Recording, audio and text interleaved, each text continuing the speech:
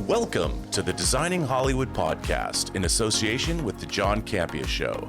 I am your host, Robert Meyer Burnett. The Designing Hollywood podcast show is dedicated to all things movies, the movie industry, and its talented professionals. Hi, I'm Gilbert Musali, the new president and CEO of Western Costume, welcoming Designing Hollywood back to Western. You're at the biggest costume house in the U.S., the oldest costume house in the U.S. We've been around over 112 years now. We consider ourselves the one-stop shop for all your costuming needs here. With our two extra buildings next door, we're at roughly around 150,000 square feet. There are roughly 2.5 million costumes. If you need to get supplies, we can help you with that. If you need fabric, we can help you with that. Order fabric from around the world, anywhere you need. Deck out a full army if you want in our military department. Here's our supply store, catering to all your costuming needs. Thank you, Designing Hollywood, for coming in to see Western Costume. Hope to see you soon. Today's guest is an Emmy-winning costume designer based in Los Angeles and Vancouver.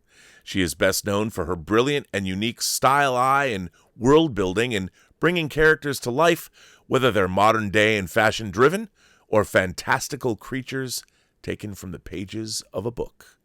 Her body of work includes Disney Plus's Goosebumps, of which the second season, which she didn't work on, comes out in January, HBO's The Last of Us, the Apple TV film SWAN Song, Netflix's The BABY-SITTER'S CLUB, and LEMONY SNICKET'S, A Series of Unfortunate Events, Showtime's The L Word, as well as many other series and films.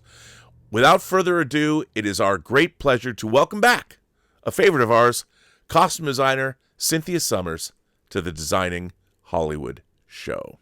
Cynthia, welcome back. So happy to be here. I love talking to you. So this is a great Friday morning thing for me. I'm glad. We were just talking before we started recording about The Last of Us, and right. The show got. I was saying, who would have thought a video game adaptation would be as great as it turned out to be? And of course, then we talked about Craig Mazin. I didn't mention Mr. Druckmann, who was the creator, one of the co-creators of the game itself. So the pedigree of that show was phenomenal. But before we start on we've already had you on the show once, so people can go back and look into the previous episodes and get your background and your past. But I did want to ask you about Last of Us, because you've had a succession of great series over the last couple of years that have been fantasy oriented, genre oriented, and your design work has been phenomenal. I mean, Lemony Snicket was, you got to push that fantasy realm, the aspects of that, but The Last of Us was set in that post-apocalyptic world. But there was so much going on in Last of Us, and you were just saying that you were shooting in Canada, out on the wilderness locations, and it was really cold. I wonder if you could tell us a little bit about, what was it like getting that job, and what was it like doing that show? Because it turned out, I think, not only was it just a great video game adaptation, it's one of the great horror television shows ever, I think. Yeah. I think one of the great things about keeping your body of work diverse is that there's always surprises. And when The Last of Us came to me through a producer friend, I was a little hesitant, only because I really didn't know the game. I didn't really know the story. I looked into it quickly. It really presents itself from a costume designer's point of view as, like a jeans and t-shirt show. So what's in it for me? Like, what is this for me? Like, how am I going to be stretching my, my artistic, what's in it for me, basically? And so I researched it. And of course, there's all of the clickers and that whole cordyceps situation going on, and really amazing. And I watched a small video. I don't know if it was from the game or if it was just a trailer, where this, and if you know the game, it's people that are infected by these cordyceps mushroom spores, and so they're humans to begin with, and we're living in a post-apocalyptic era. And there's so to get sorry, I'm just so No, to it's get good. to it. It's the humanity of it all. That's what it got to. And when I interviewed with Craig and Neil, they were like, it's a love story. And I was like, a love story? I don't get that. In any case, the more I looked into it, the more I sort of looked into the demise of these human beings that are infected, that are just, I fell in love with it. And I was up for the challenge of it. And the sort of jeans and t-shirt aspect of it sort of disappeared for me. And that became, a little bit of a challenge because, of course, Pedro Pascal was coming in to play our Joel, and he'd just come off Mandalorian with these glorious costumes, and I'm just trying to fit the guy in jeans and t-shirts and on some kind of iconic jacket. But luckily, But it worked. He was over the helmet. Yeah, it worked. He was over the helmet. He was over the armor. He was really looking forward to getting into just sort of wearing something comfortable and sort of that everyman kind of hero look. So yeah, and then of course, as we know, his character was probably one of the most popular as far as gamers and cosplayers go, as far as where do I get this jacket? What is that denim shirt? Where can I buy that? All of that sort of thing. So that took me by surprise. I think as we were talking, the show was a huge hit. It came together in all the right ways. It was a culmination of a lot of hard work by a lot of artisans in every department, and it worked. It just worked. Oh yeah, no, it was, yeah. And all of the different. I think what was cool about that show too is you're on this journey, so you went to different communities and met different kinds of people, and of course, there's the flashback episode with the two guys, which was a very unexpected and very moving episode of television, where you took them through a whole unbelievable episode of TV. I mean that stood as a movie unto itself. And it totally did, and it totally did, and that was placed there on purpose to some degree, because we had the first two episodes, so the pilot and the second episode, that set up the story. It set up the world we were in, and it was so much to take in. It was just so much, and then bam, the third episode is this love story. It's this love story, and it's we're still in this post-apocalyptic world, but it's a place where these two men have been able to carve out this niche for themselves and exist as long as they possibly can within this really beautiful relationship that they have, and it sort of gave us a moment to breathe and took us back to that point that Craig was making, that this is a love story to humanity. That's what The Last of Us is about. And then, of course, everything. Then we took off. No, it was amazing. It was truly an amazing bit of television. Well, you jumped from that. You did two series after that. Both Last of Us was 9 episodes, but you did Goosebumps, which we're here to talk about, and Wild Cards, which were both 10-episode shows. So you've been busy, and then you just finished Untamed. That's was right. The miniseries you've worked on. So more you've done since you've done Last of Us. You've done 26 episodes of television over 3 shows, and I mean that's a lot of work. That's a lot of work, and you know what? I never think of it that way. So now I'm going to. Well, add up all the episodes. So we've got the Goosebumps. The Goosebumps series. R.L. Stine's Goosebumps series has been around for a long time, and we've seen many different iterations of it. Now this is a new series, and I was a little too old when the books were new, but I did read some of that stuff because I wanted to know what it was about. Right. And then R.L. Stine's written a few adult-oriented books, but tell us about how did you get this show? How did you hear about it? How did it come to you? And tell us the tale. It's Halloween after all. The tale. Oh, it is Halloween, and there's a Halloween episode in the first season. Yes, there is. This is great. Well, it came to me through, again, a producer that was looking for someone to that had some background. I guess they really wanted to elevate this season, this new iteration of Goosebumps, and elevate it to a little bit more of a mature young adult platform. Sure. So, you know, our sort of burnt biddle, etc., was going to be a little more, I guess the right word is gory, but I hate to use that word, but that's what it was, you know, and just scarier, a little bit more, as I said, just mature for the audience. And so, yeah, the show came to me through a producer, and I again, I always ask my crew, you know, what do you guys think? Because I'm never really sure. I'm always like, I always have to wonder about things. And my children, who are now young adults, grew up on the books, and one of them actually works with me quite often. And then my assistant that works with me often, she also was like, oh my gosh, yes, yes, I love those books. So I was like, okay, there's an audience. There's like decades of audience for the R.L. Stine books. So I just thought, you know, it was interesting. They wanted to have fashion in the high school. They wanted to have, you know, costumes that were, again, grounded, sort of take us away from this. It's not as youthful, I would say. It's a little more adult. Yeah, it's a little, So yeah, it skews more adult. Yeah, exactly. More of a strange, like Stranger Things vibe. You know, yes, because I think Stranger exactly. Things paved the way for this iteration of Goosebumps. Absolutely, 100%. So, so I said yes, and we just jumped off of. We basically got back. It was shot in Vancouver. Got back into town from being away on The Last of Us, and jumped into Goosebumps. And so glad I did. It was fast and furious, and again, volume, creativity wise, was the bar was set very high, and there was a lot to do.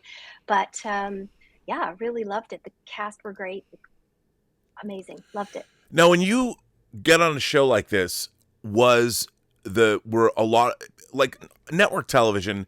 They're writing, and making the show, and they're always kind of. Was this show I've always been curious about the streaming model, because a lot of the time on streaming shows, whether it's, well, Disney, it's once a week, but Netflix, they drop them all at once. Were the scripts all written when you started, or was there only a pilot? Do you remember? You know, I'm not remembering, but I want to say that perhaps the first, if they weren't all written, perhaps the first 3 were.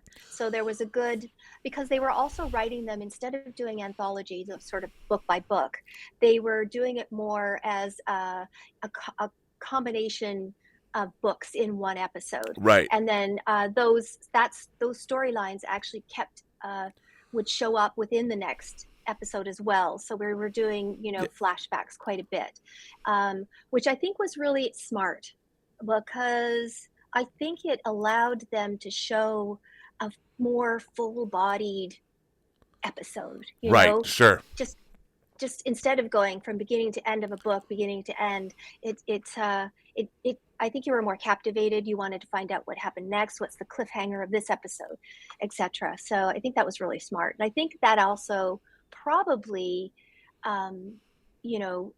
speaks to a more mature audience as well. They want to be watching something that's like a mini series rather than episode by episode by episode. Sometimes, sure, as far as story goes. Yeah, and I there's been a lot of great stuff. Stranger Things, Wednesday, the Wednesday show, Wednesday Addams. Love Wednesday. There's been so good, and there's so many. I mean, I really like, as a horror fan, to see more horror literary adaptations happen. I've been enjoying that immensely. Now with these books, there's so much history. So were you given any kind of a mandate? Like, obviously you have to show a group of kids, group of friends, a group of people. I keep going back. Marilyn Vance, whose podcast this actually is, I mean, she was renowned for doing the work she did with John Hughes. I mean, she did Pretty in Pink and Ferris Bueller, and there was a template, so great. So good. But there was a teen template for that kind of thing, and she was breaking that template. She was doing all kinds of. So when you come onto a show like that, do the showrunners, do they tell you, like, okay, this is the kind of kids they're not kids, but young adults. This is the kind of. Do they tell you how they want you to make them look? Because like in the 80s, you had these are the punk rockers and these are the preppy kids and these are but nowadays I don't think it's as cut and dried as it used to be. So how do you start designing, like you were saying, what did you call it? You said The Last of Us was a kind of a show, a rat taking things, boots and jeans and t-shirt show. A jeans and t-shirt show, and it's a great term. So on a show like this, you still have to make them fashionable, so did this showrunners tell you like what kind of do they give you a flavor of how they wanted all these characters to be, or were you given kind of carte blanche? No, I think that actually the characters are very well written, and that's also a great testament to great writing and great, the thought out storytelling for a season of characters. So we haven't totally lost, I don't think, and perhaps we never will. There's always going to be a jock. There's always going to be the bookish kid. There's always going to be the nerd. And now maybe we just have a few more categories now. Like there's the skater dude. Then, now we have gay representation, which is amazing. So there's maybe a little bit more current. We want it to be as current as possible, so that we're speaking to the kids that are watching, or the young adults that are watching this now today, and so they can identify with it. And also within this series, we were flashing back to the early 90s, to the kids' parents when they were in high school, the same age, which was amazing. So we had that really great sort of the decades that we could portray, as well as all the horror, as well as the stories within the episodes. So it was really, really full-bodied and really fun. But as far as the current day kids went, they just wanted to be a little bit more fashion forward. They wanted the kids to be not looking affluent, but just looking current. And I mean, you can buy anything online these days, and there's so many knockoffs of anything. So if you wanted to be wearing something that was really not affordable, but fashionable, right, you can always find something online. So we kind of straddled that idea so that we could bring fashion into this small town, because it is a small town after all, in the Pacific Northwest. And I think we did it well. And we had these great characters, that could wear fashion. And we saw our jock, our main character, our jock, and he often was in his jersey because there was always pep days and things like that. So I think there's still the standard sort of subgroups within the kids, within high school, that, as I said, probably will never go away as long as we have jocks, as long as we have bookish kids. It's always going to exist. But now, how do you start? Like for you on a show like this, do you do drawings? Do you do a mood board? Obviously, there's a lot of characters to design for. So on a show like this, how do you start? How do you begin the process?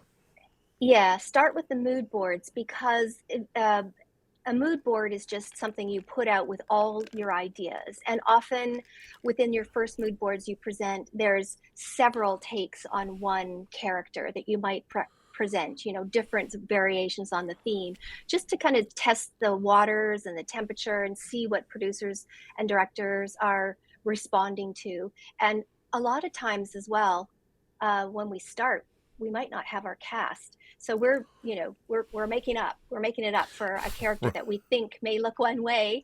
We may get someone completely different, because that's the way casting goes, and that's okay. But generally starts with mood boards, a pitch of what you think this character is going to be, kind of whittle it down after a few meetings. It can be, I love to do like villages of mannequins, I call them.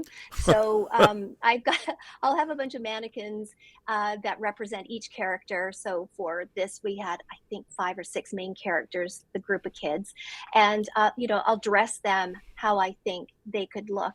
And what's great about that is, a producer director can walk in and see it's life size, and they can see it, and they can see what the group may look like together. Because that's the other thing, you may have your jock, your bookish person, your skater dude, your whatever, but they all are going to be probably at least half the time sharing screen space together. So they have to harmonize. You don't want, everybody's, you don't want to go, here's one, here's one, here's one, here's one. You want them to look like a group that belongs together. So I love doing my mannequin village. So that's basically how I start with that.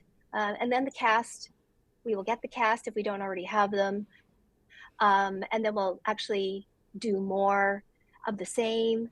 It's just that's the way we begin. It's different. Everything's different. A lot of times in contemporary, we don't do that many illustrations, or we will do one to sort of represent sort of the key look of a character. And we did do that with this. We also did it because we had characters we were building, like our mascot and, all of our Halloween costumes and things like that. So we did illustrations for that. Right. So, and also, in addition to the kids and everything, there's a horror element as well. So, and I would think that, coming off of things like Lemony Snicket, which there's some great design work in Lemony Snicket, and then Last of Us, you are no stranger to the fantastical. And what was their approach to, I mean, you can go further out with horror, or you can make it more realistic. Like you have to figure out a tone. So what did the produce? Because there's the young adult horror that has a Scooby-Doo quality to it, that it's scary, but not too scary. So what was the? I guess, what am I trying to ask you? I want to ask you, what was the horror, like how far on a scale of 1 to 10 when you're going, was it like the Goosebumps books when they first came out? I would think they were like a 3 or a 4, because they can't be too scary. So what were you going to do? How far were you going to ratchet up the design work for the horror elements for the show? That's a really good point, and it's so interesting because I watched some of the episodes of the early, I guess 90s, or was it even in the 80s, the first season that came out, and I loved it. It was so campy. It was so like homespun and so campy. I loved it. And of course, when you look at that and you look at this season, it's night and day. It's like it's night and day. So if that was a 3, then I would say we were probably somewhere around an 8. Nice. With a little room to be, I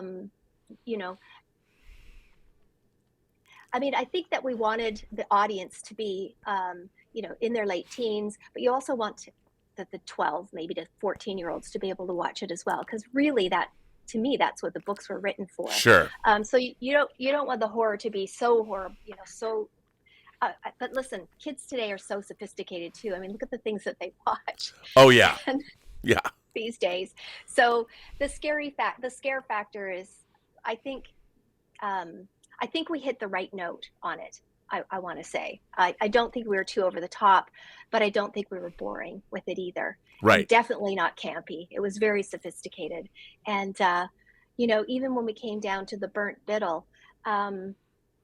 We wanted to be very careful about not offending anyone that may be a burn victim, or so we needed to show it in ways that looked real and was scary and sort of showed what his demise was, but also the way they shot it, we didn't linger. It was kind of like fading in and fading out, the way that the camera worked with it. We were really wanted to show moments of horror, but not linger, and sort of then move on. And then, fireballs happened and all sorts of fun stuff, all sorts of CG stuff that was like great.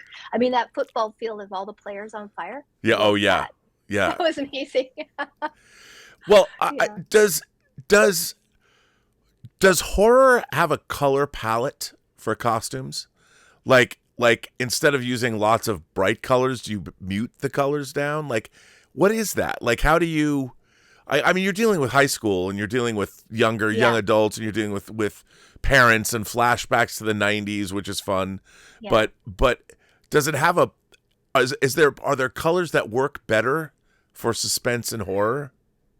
I mean, that's a really good point. I think that Goosebumps is a really good example, because when we're in the high school, inevitably almost every producer on every high school show I've ever worked on wants there to be color and print and it to be bright when we're in the school.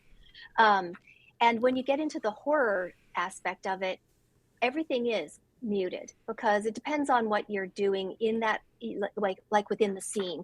For instance, if characters are on fire or burnt, or if it's dark, or if he's in his basement before the fire happened, and you sort of got the mood music starts happening, something's going to happen, and the suspense is building, and all of that. The lighting is usually different as well. Yep. Then, so the costumes tend to be muted. And oftentimes what we'll do is we'll have that same costume and we'll like over dye a set of 1 or 2 costumes into different degrees of toning it down, and then we can sort of test that with the lighting to see how that affects and how it works for us. And that's a really good way of setting tone and mood in the same costume. So your eye and my eye we know it's the same costume, but we don't know that's actually happened. But now suddenly we feel this mood change. And, right, sure. Yeah. So definitely, horror always tends to be dark. Even when we watch our skater dude, and his episode was the worms. Ew, that it creeped me out. That, like, for me, it's the ick factor of the worms, and the worms that sort of came together and they made the big worm, and then they're chasing him. And when we were going through that warehouse space and he's on the motorcycle or on the dirt bike, and the big giant worm thing is chasing him, again, we kind of leaned into this is a darker space. Whether it would have been or not, I believe the lights were on in it, but it's a sort of defunct mill, and he's driving through it, and so everything was a little bit darker, and the worm itself is like dark and slimy and shiny and like it just was it just gives me the shivers. It just creeped me out, that whole worm episode. Go Eat Worms is what it was called. Go Eat Worms. Yeah. I remember when I was a kid, there was this song about eating worms. Down goes the first one, down goes the second one. Oh, how they wiggle and they squirm. But the what's interesting too is on a show like this, did you have a lot of interaction? Like, was there a lot of prosthetic work, and was there a lot of? Did you work with the effects team, or did you interface, and did you have to build? Yeah. Did you have to build any interesting clothes for effects sequences and things? I mean, obviously there's, in makeup effects, there's so much of it's done with CG now, but still practical effects, you can't beat them. Yeah. So did you interface with? Well, yes is my answer to that. Definitely worked with makeup effects.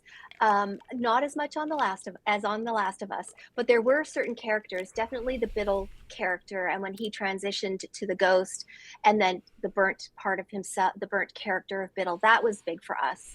And then also the troll character, amazing. So our costumes had to work within that. We also had the troll character kind of evolved in front of your eyes, if you will, to some degree. And it wasn't a slow burn. It was more of like a slash cut to her, but you saw the back of her head, and then you couldn't see the back of her head when you first started. So we had to sort of work with that with our hood and the costume itself and where it ends, and sort of blend the colors into the costume. That was awesome. She did so well on that. Oh, what a great character, that Anna. She did so good. I loved that character.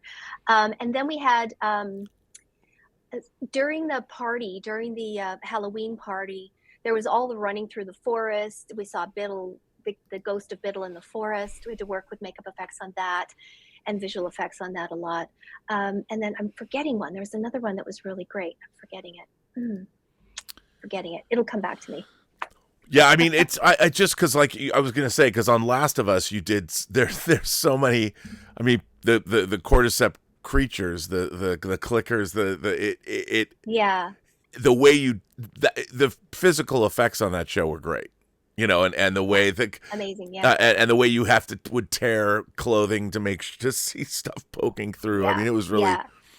It was really well that done. was intense, and that was, each character had 4 fittings with makeup effects and costumes, and it was it was intense because we had to we dyed every single costume. Every single costume for each character was different than every other one, and we sort of took the lead from the makeup effects and the colors that they built into the cordyceps for the costume, so it kind of married the whole thing together. And then once we put the holes where their mushrooms were, we had to glue everything and then actually weave the fabric into the prosthetics that were on the body, because it had to. Anyways, it was so involved.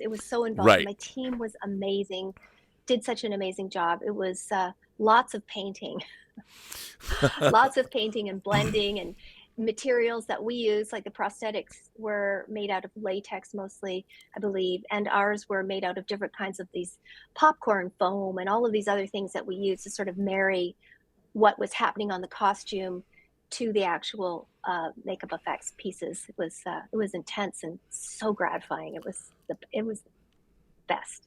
Yeah. On this so glad I said yes to that jeans t-shirt show. That jean and t-shirt show, I love it. Yeah. Well, you think it's going to be easy, but then, I mean, everyone's wearing this. It's not like you can go to Nordstrom and get more clothes. So everyone's got clothes. No. So you have to take clothes and have they're new when they start, and then they should go along. Absolutely.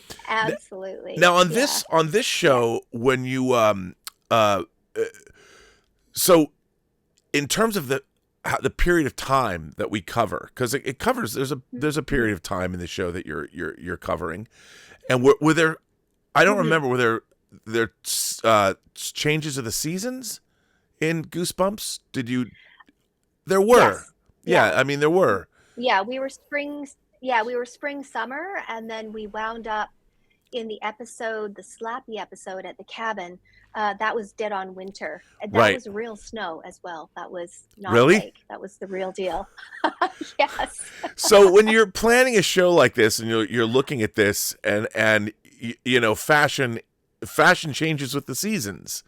So what was that like in terms of when you're designing for characters, moving, like changing seasons?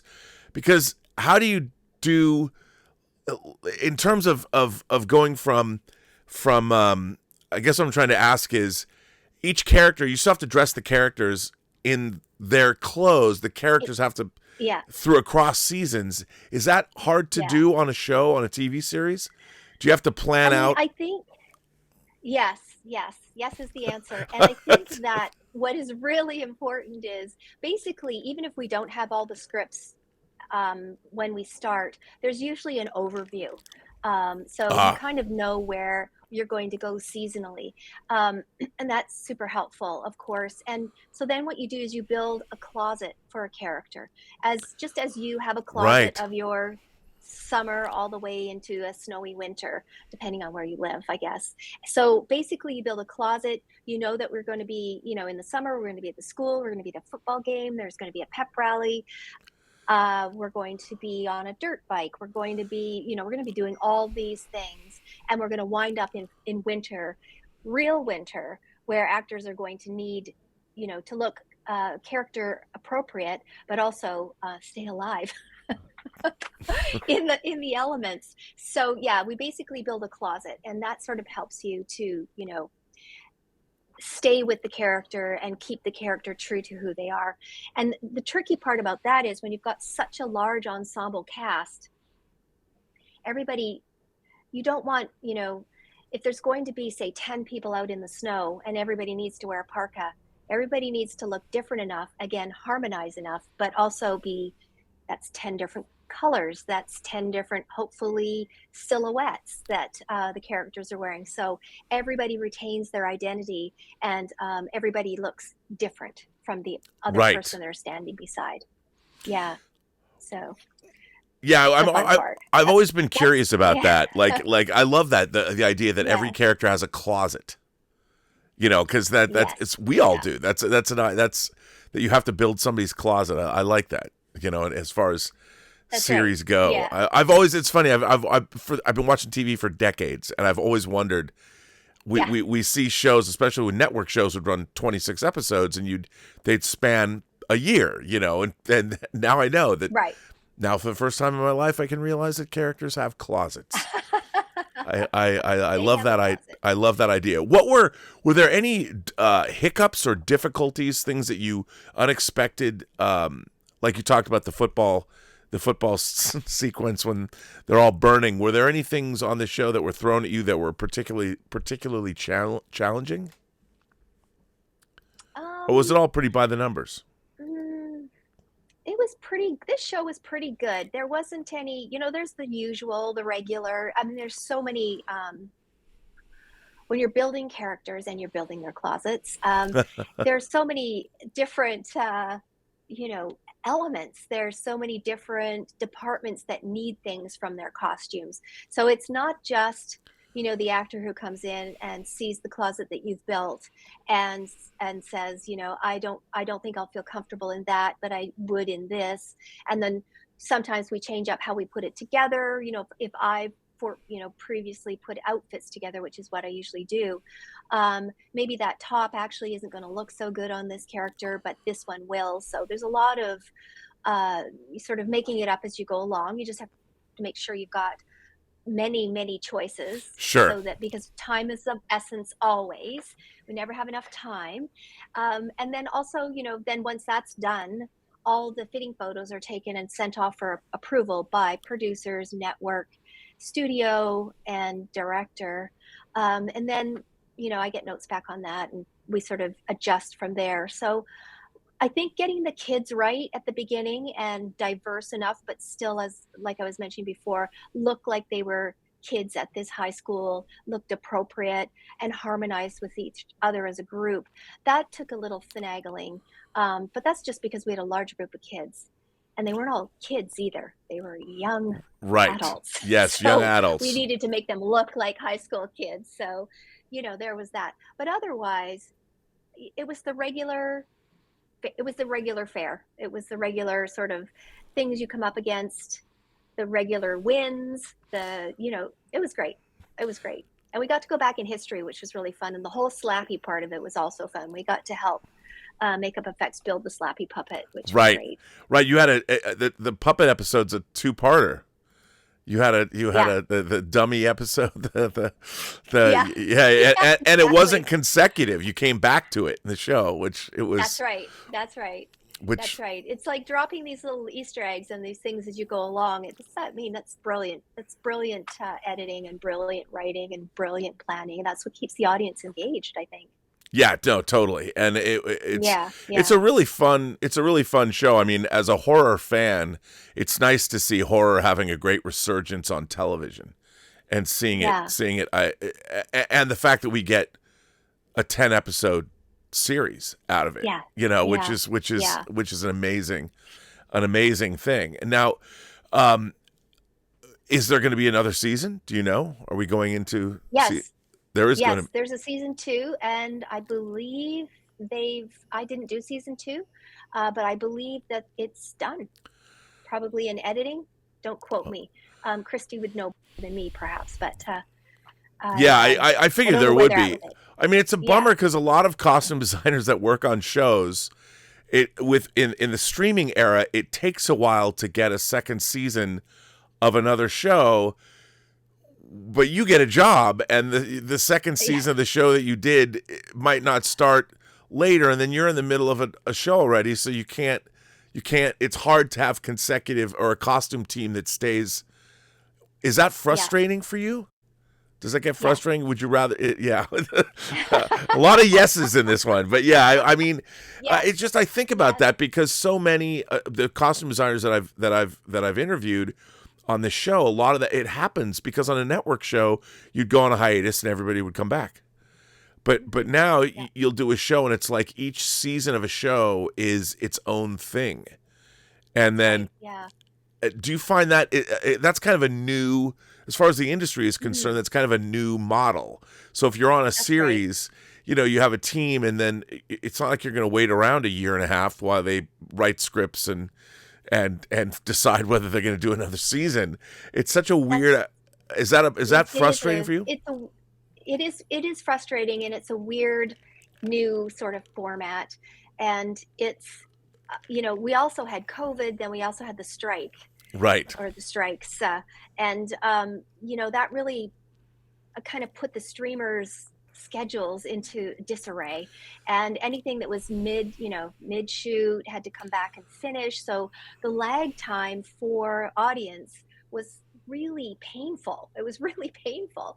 And then, and then so many series were put on hold, or their successive season didn't know if it was going to go. So it's even longer in coming and longer in the making. And it is hard. And it is, I was just talking to someone yesterday, in fact, about, there was times where I could do two series, network series, and one was 24. We not very many do that anymore, but there was 24 episodes, the 22 or 24, and then one was 13, and those numbers were kind of stable numbers for network TV for a while. And I was able to just with the scheduling for 3 seasons for each of them, I was able to do one, start the next series, then go back to the next ones, and then go back to the next one. And that's really tough to do these days. Like, if you want to be continuously working, and like through the whatever 3 months off you may have had, it's really tough to do. It's almost impossible, because you can't count on anything these days. And now, of course, as we know, the film industry is in such a state of flux and change. We just don't know. We just don't really know what it's all going to look like. No, and it's going to be a couple of years. Yeah. I mean, it's made it. I think a lot of people. I've always thought that there was really 2 Hollywoods. There's the people that are actually in production, that make things, that make the shows and the movies, and then there's everybody else. There's the managers and the agents, and then there's the studio executives, and there's all these people that are making these decisions. But they're not aware of the difficulties that people that work in production have, because the people that are in production are at the whims of whatever the studio executives or whatever the network executives are going to do. And I think that this streaming model, nobody really took that into consideration. And it's nobody takes into consideration at the executive level, okay, we have to think about our production people, because, and so I'm going to do a show, and then suddenly, well, because of the time it takes, you lose a lot of your crew. And it's something that I've found in what I do frustrating as well. In the small part I play in this industry too, it is frustrating, and I think a lot of people, especially when there's no strikes and there's no COVID and everything, it's hard. And the continuity on shows and stuff is, because I know producers want to keep their team together. There's a shorthand there. There's a shorthand there that makes. It's a budgetary thing too. When you have people that know each other, know what they're doing, you can move faster. You know what people need. There's questions that have already been answered before they're asked.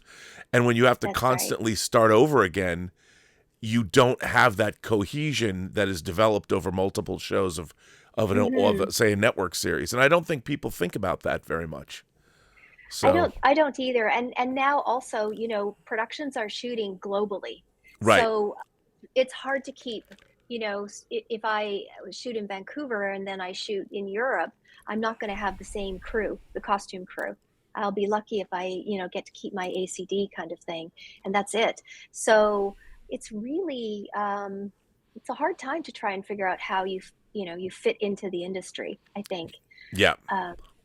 Yeah. And I get a lot of young people asking me, what do I do? And I'm almost finished university, and this is what I want to do. And what should my next steps be? And it's hard to give guidance these days to the up and comers, because it's nothing like how it was when I started.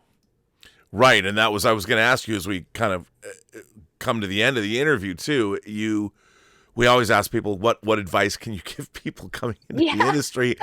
And now it's so difficult because everything is different. And everything's very different. I mean, I think you still need to, ask yourself the question at the very beginning, which is I always tell people, is this an industry you want to work in? This is not an 8-hour day. This is, it's all in once you're doing it. It's like, I always liken it to, a painter who's got a commission piece and may have a timeline that they have to do it within. You must be all in from beginning to end, because you're creating something with a large group of people. And the creative process has a flow. And, you know, if you get off the flow, then the pieces don't fit properly. And that's when you see, you know, that's when you're watching something and, you know, things kind of go, oh, really? Like, huh, that's weird. As opposed to watching it and going, wow. And I think, you know, that's a big question. Ask yourself that first. This is an industry that's in a state of flux. You need to be flexible to go with the flow and go where it's going. And who knows really where that's going to be over the next couple of years.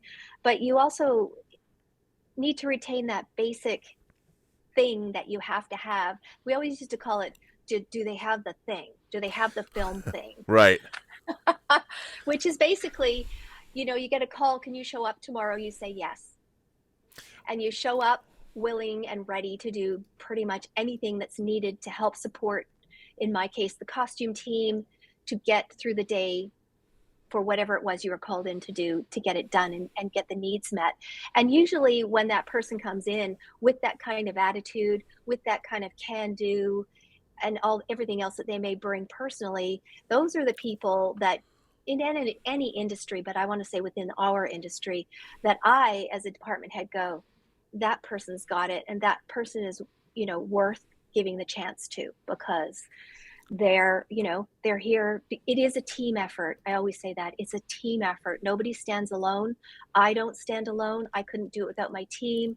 I couldn't do it without collaborating with the art department, makeup effects, all the departments. And you really need to come in with that kind of attitude. You're not going to come in and be a costume designer day one.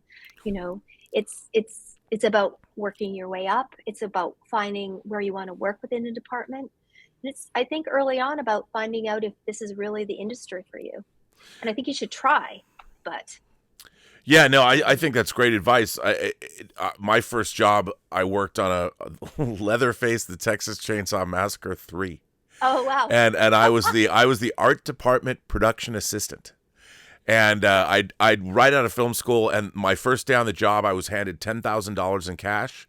I was given the keys to 2 different trucks, a Ford Dually and a Econoline van, and a list. And they said, yes. And my first day, I think I was supposed to be at work at 7. I was at work at 6:30, and by 7 I was on the road. And they said, don't come back until you have everything on this list. And this was a long time ago. So I had a Thomas guide, you know, going through to, there was no internet. Where was I going? And we were in Valencia behind Magic Mountain, and I had to drive to Long Beach and buy paint, or South Central LA, and it was. But what was really interesting was it was a test. You know, when I got back, the Mick Strawn, the production designer, they were testing me. You know, I'm the new kid, like bright-eyed. Ooh, I'm working on a movie, but they were impressed enough on that first day that they brought me back. So, but it was you had to be that kind of you had to look and even I was never told what to do. I always walked up to people. Is there anything I can do for you? Do you need anything? And at first, if the art department was covered, then I'd go to the prop guys. You know, anybody that I was working with directly that somehow was interfacing with our department, because I was kind of everyone's PA. And I wonder, do you think that can-do attitude exists? Do young people coming into the industry, do they have it still? Because things are different now. Aren't they? Oh, maybe you don't have to elaborate any further. I mean, you know, it is a new generation, and it's a new generation, and it can be tough sometimes to help steer these people in the right direction. But I do think that this only amplifies the people that are really meant to do this, because you do still have the kids that come in, and I'm going to call them kids, but the kids that come in with the can-do, you know, attitude. It maybe presents in a slightly different way than what you and I might think of that person, how they would behave. But at the end of the day, when they've done exactly what you did, and they come back and they've done everything on the list, and they've done everything on the list to a really, you know, to a high bar, and or just have the thing where they're confident enough to say, I did this, but I, didn't quite do that. So I did this instead. And if this isn't right, I'll go back and redo it for you. But I wanted to come back with something. If you've got people who are still mature enough in that kind of way, so that all of that maturity overrides the attitude of today's generation sometimes, and not everybody, you can't pigeonhole everyone, but I think it's a little more challenging these days, but there still exists all the right people for this industry. So it's, just a matter of finding them. Right. Yeah. Or them finding you. Yeah. And it's the industry hasn't changed. It's, the people in it, the generations change, but the rigorous nature of this job is never going to change. Production is not going to change. It's never going to change. And we're always pushing for, and no one's going to like me saying this, but the model of, say, the UK, where people work 10-hour days and they go home and have dinner and nobody hangs around really after. That's really generalizing it, but that's sort of the template. So I'm sure there are days when people hang out and, work around the clock to get something that needs to be out the next day. But there's always that kind of chit chat, but I don't think the 12-hour day, 12 plus hour day when you're on location, you're out there shooting. I don't see how that can change because of the body of work that needs to be accomplished every day. Right. That they keep, every time I hear that, I'm like, there's just, the 12-hour days, there's no way around it, because then otherwise you're adding days. And if you're adding days, that's $100,000 plus. It used to be 100,000. Right. Let's add that. It's a lot more. Everything costs 10 times. It's like nobody remembers how to actually make movies anymore the way we used to do it 30 years ago. So that's right. Well, it's changed so much, and there's a lot more. Like, I spend so much time on my computer now. Right. So much more than I used to, because COVID sort of brought that in for us, and Zoom has become the way to do a meeting now. And even when we're in the same building, a lot of times we have a meeting via Zoom as opposed to all getting together in the conference room. So it's just a new business model in a sense, I suppose. And it's definitely a way to be more efficient, but it definitely also is, very time consuming. It takes up more than your 12 hours. Yeah, absolutely. Because you're always accessible some way. It's never ending. Now, can people find you? Are you active on Instagram? Can people find you on social media? And do you have your work someplace where people can go? Do you have a website? I do. I have both. So yes, Instagram is my favorite place to be, where I meet all sorts of really great people. And that seems to be where I meet, new people and up and comers and whatnot. And I'm really happy to talk to people, especially via that kind of technology, because I can put in that kind of time, I guess. And I love meeting people over social media, to be honest. Weird. Maybe I shouldn't say that out loud, but I do. No, I do too. I've met so many. I met many great people. I've met. I'm working on a huge project now because I met a writer over social media, a novelist, and we're adapting one of his books into an audio format, and it's been amazing. Fantastic. Yeah, and I didn't. He lived. There's no way I would have known about him, I knew of him already, but to meet him in person was because he knew me from social media and sort of tracked me down. Yeah. So that was kind of interesting. So, so that's great. So you're open to looking at or talking to people, where are you? Are you under Cynthia Summers? Yes. And that is it's SUMMERS, so it's just like it's spelled. That's correct. Cynthia Summers. Yeah, that's correct. Because some people spell SO, but you're the real way, SUMME. I'm not that. Yeah, I'm SU. Yeah. Well, listen, I want to thank you. It's always great to talk to you. I want to thank you for coming on the Designing Hollywood show again, and everyone check out Goosebumps. Now, what do you have coming out next? That mini series? Can you talk about that? The one you're working on now? Yeah, Untamed. So we camera wrapped a few weeks ago. It's going to be amazing. It's starring Eric Bana and Sam Neill and a cast of thousands, and it's set in Yosemite. So it's definitely I want to say, it's a crime adventure. I love the fact that you've got two guys from down under working in Yosemite. It was great, and they're doing it all. They're doing it all on this show, so they're real outdoorsmen. It's pretty it was pretty remarkable. We shot in some real, like what you see, a lot of what you'll see is the real deal. It was pretty amazing. Well, that's great. Well, Cynthia Summers, Yeah. thank you for coming on, and I will look out for Untamed. And everyone check out Goosebumps. It is, after all, Halloween, so it's the perfect time to see it. Yes. And all the other things you've worked on. You've worked on so many great shows. You worked on Altered Carbon. You worked on Lemony Snicket, of course. The Baby-Sitters Club, right? Was that Baby-Sitters Club? Yeah. Yeah, another school based, book-based, huge book fans out there on that show. That was a lot of fun to make. And that was a while ago now. And the cast on that show are all doing so well. Yeah. They're all these amazing young women now. So. Well, thank you so much for joining us here on the Designing Hollywood show. Thank you so much. It was my absolute pleasure being here again. A special thank you to founder and executive producer Martika Ibarra, co-founder, costume designer, the legendary Marilyn Vance, and of course, John Campea from The John Campea Show. Thank you to all of our viewers for tuning in, and be sure to subscribe to our YouTube channel. Tune in to the audio version wherever you listen to podcasts. I am, of course, your host, Robert Meyer Burnett, and you can find me on Instagram at rmburnett, or find me on Twitter at BurnettRM, or on YouTube at PostGeek Singularity. Thanks very much. Like, subscribe, and give us your comments. What would you like to see on the channel? Right down below. Thanks very much for watching, and we'll see you on the next episode of Designing Hollywood.